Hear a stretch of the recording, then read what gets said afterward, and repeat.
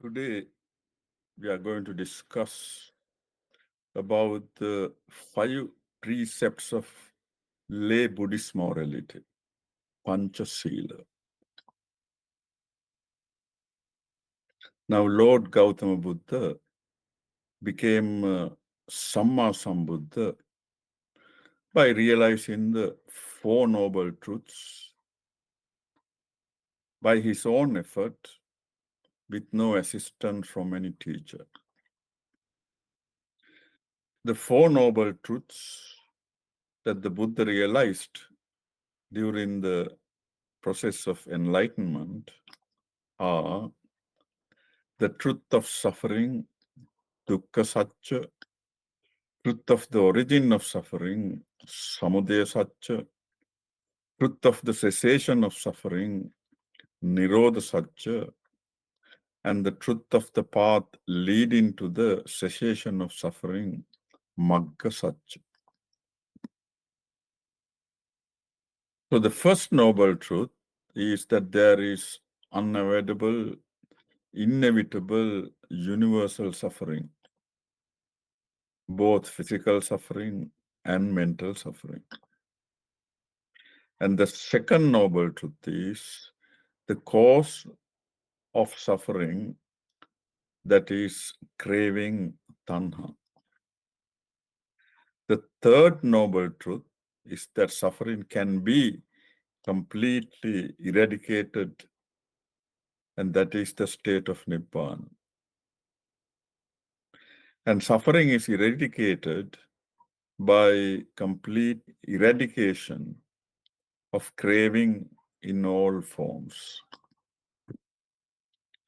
The fourth noble truth is the path leading to the end of suffering.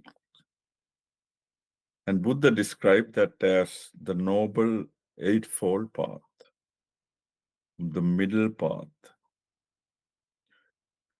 Noble eightfold path consists of 8 factors: right view, samadhi, right intention, samma sankappa, right speech, samma vacha, right action, samma kammanta, right livelihood, samma ajiva, right effort, samma vayama, right mindfulness, samma sati, and right concentration, samma samadhi.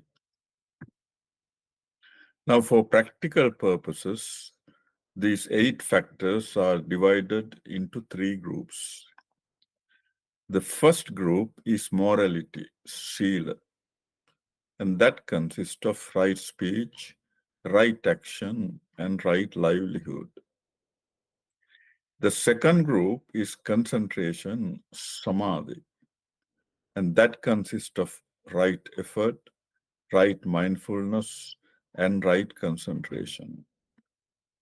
The third group is wisdom, Pancha, and that consists of right understanding and right intention. So, morality, sila, is to avoid any unwholesome physical and verbal actions and to engage in wholesome physical and verbal actions. Now, unwholesome physical and verbal actions are based on 3 unwholesome roots of greed, lobha, hatred, dosa, and delusion, moha. And these unwholesome actions lead to negative consequences. The wholesome actions are based on wholesome roots of non-greed, alobha, non-hatred, adosa, and non-delusion, amoha. And wholesome actions lead to positive consequences.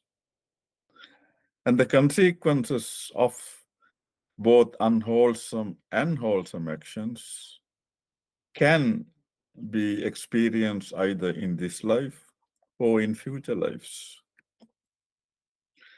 And one's virtuous moral behavior can also affect the Buddhist path of liberation. Wholesome actions can affect the Buddhist path positively, while unwholesome actions can affect the Buddhist path negatively. Now, there are four groups of disciples within the Buddhist dispensation, and they are Buddhist monks, bhikkhus, Buddhist nuns, bhikkhunis, male lay disciples, upasakas, and female lay disciples, upasikas.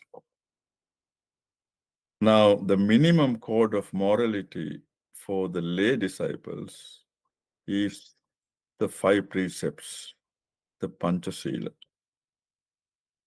And when someone becomes a Buddhist disciple for the first time, one takes refuge in the Buddha, in the Dhamma, that is the Buddha's teaching, and the Sangha, that's the community of noble disciples who are liberated or are on the path of liberation.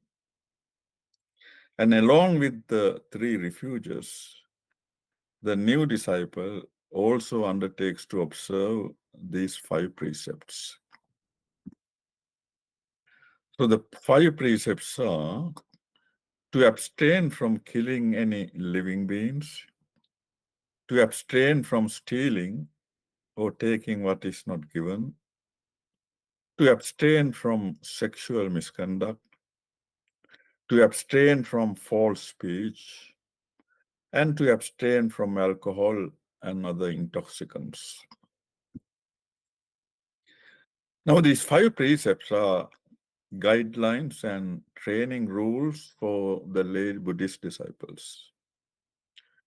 They are not rigid or inflexible rules or commandments that are coming from a higher superhuman authority. There is no God, creator, or any other divine authority to decide on rewards and punishments for observing the precepts or for not observing the precepts. The lay Buddhist disciples adopt these 5 precepts voluntarily on their own initiative. And they observe the 5 precepts with an understanding of the benefits of observing the 5 precepts to both themselves and others in their worldly life. And also because right morality helps to develop right concentration and right wisdom. They are the 2 other groups of the Noble Eightfold Path. Now, the first precept is to abstain from killing any living beings. And here, living beings include not only human beings, but all living beings, big and small, who are living in this universe. Now, destruction of a life during one's professional activities or during sports activities for enjoyment or competitions, they are also included here. In an act of killing, the intention or volition to kill is an important aspect. So any act of killing which is unintentional or accidental is not included in these precepts.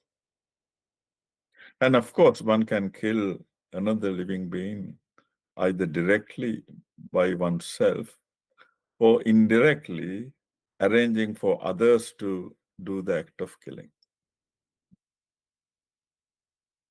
Now, I wish to live and do not wish to die.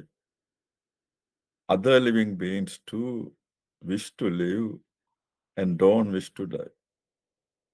So how can I inflict on other living beings what I don't like to be subjected to myself? The Buddha has stated that if one reflects on that line of thinking, it will help one to abstain from killing any living beings. Now, while we abstain from killing any living beings, we should also develop positive qualities such as loving kindness, compassion, and goodwill to all living beings. The second precept is to abstain from stealing or taking what is not given. And that is not to steal or take something that belongs to others, which is not offered or given by the rightful owner. Now, if someone steals what belongs to me, that is not agreeable to me. And if I steal something from others, that is not agreeable to them either. So, how can I inflict on others what is not agreeable to me? And while we abstain from stealing or taking what is not given, we must also try to develop positive qualities such as honesty, generosity, and respect for others' right to their property. Third precept is to abstain from any sexual misconduct. And that is not to have a sexual relationship or engage in any sexual act with another, which is legally and ethically wrong. Now, sexual acts that involve force, violence, blackmail, trickery, threats, and bribery, they could also be included within the spirit of these precepts. Now, if someone sexually misbehaves, that is not agreeable to me. If I sexually misbehave, it is not agreeable to others. So, how can I inflict on others what is not agreeable to me?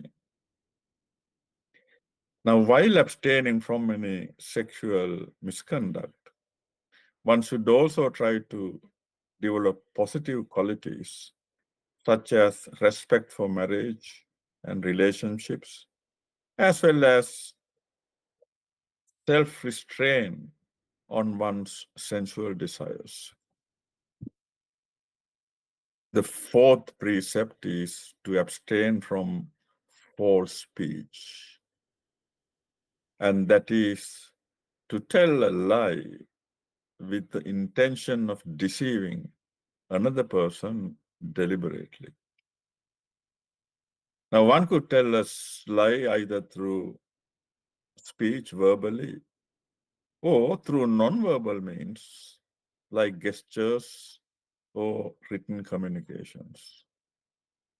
If someone lies to me, it is not agreeable to me.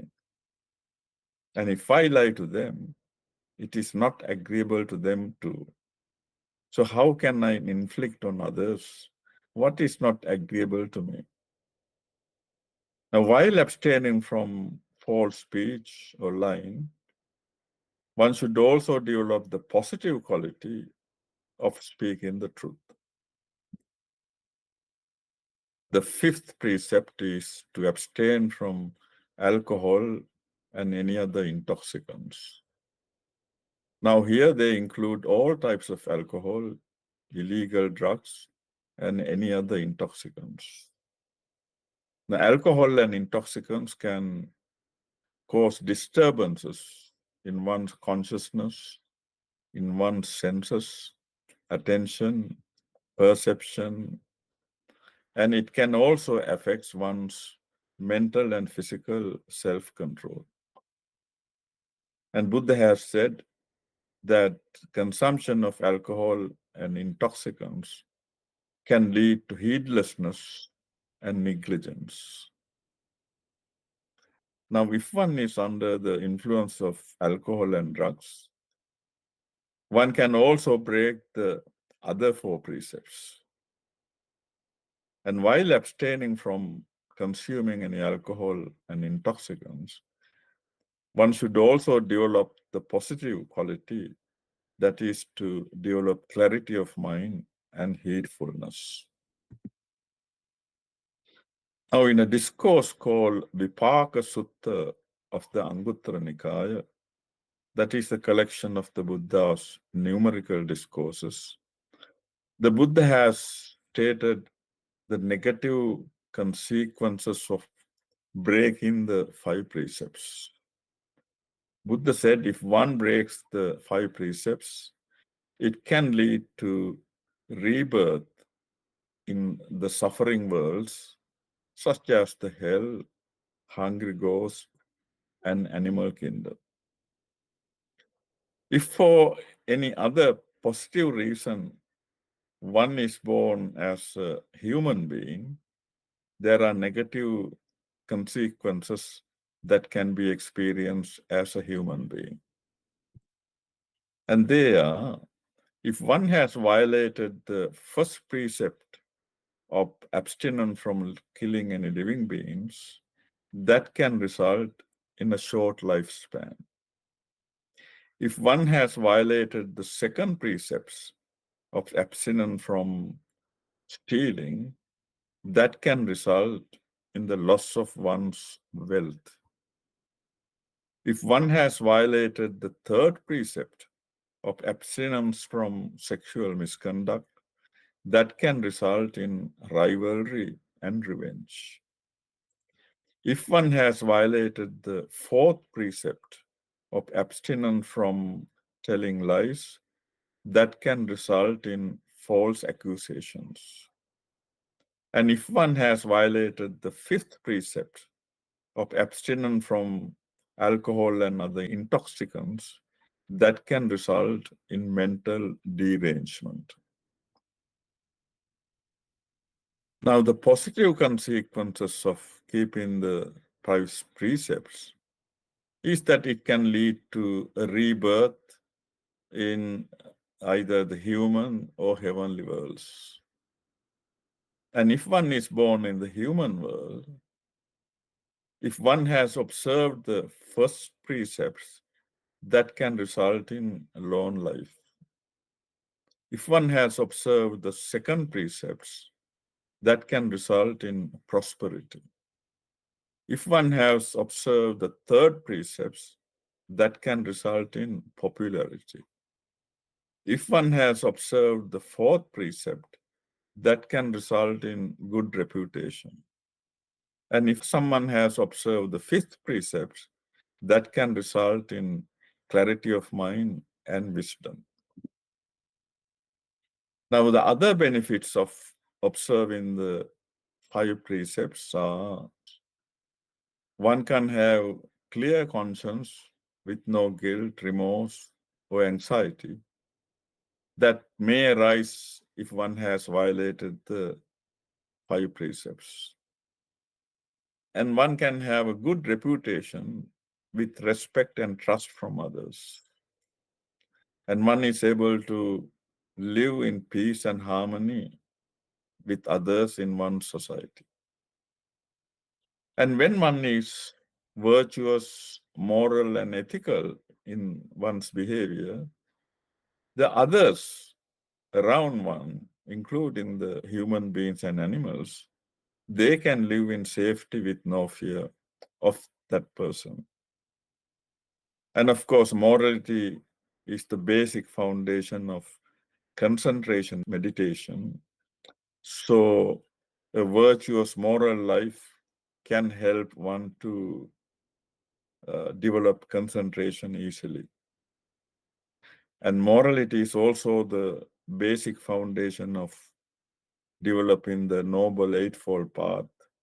So, living a virtuous life help one to develop the Noble Eightfold Path and to liberate oneself from suffering. And of course, if someone is virtuous, moral, and ethical, that could encourage others around that person also to develop moral behavior by being a positive example to them. Thank you very much.